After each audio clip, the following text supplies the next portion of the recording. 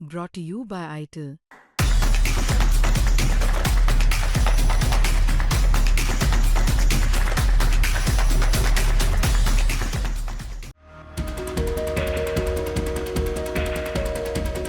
उत्तर प्रदेश के जालौन का एक मामला इस वक्त सोशल मीडिया पर तेजी से वायरल है, जहां एक शख्स अपनी पत्नी और छोटे बच्चे को लेकर सरकार से उसके लालन पालन का खर्चा मांग रहा है।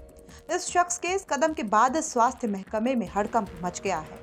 लेकिन ऐसा आखिर क्या हुआ और इसके बाद सपा सुप्रीमो अखिलेश यादव तक इस मुद्दे पर क्यों कूद पड़े हैं, चलिए आपको बताते हैं।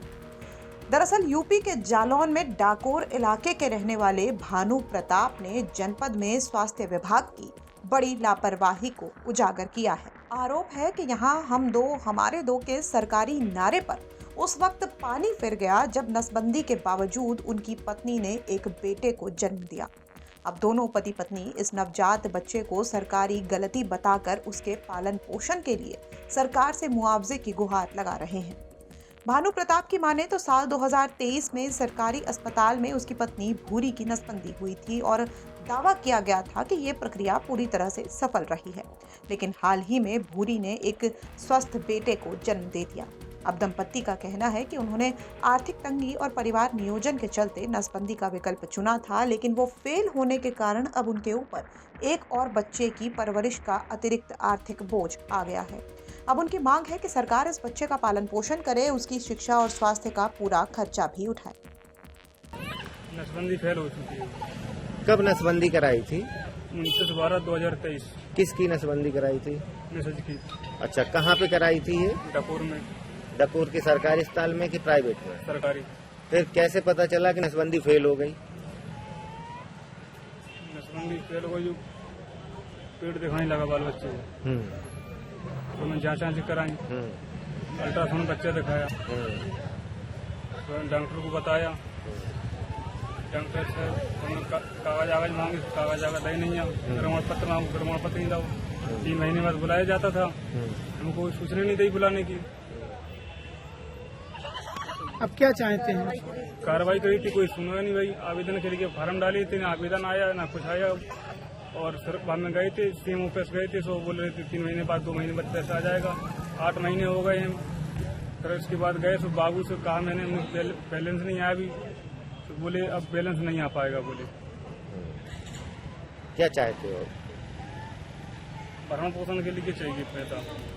फिलहाल इस मामले के सामने आने के बाद स्वास्थ्य महकमे में हड़कंप मचा हुआ है।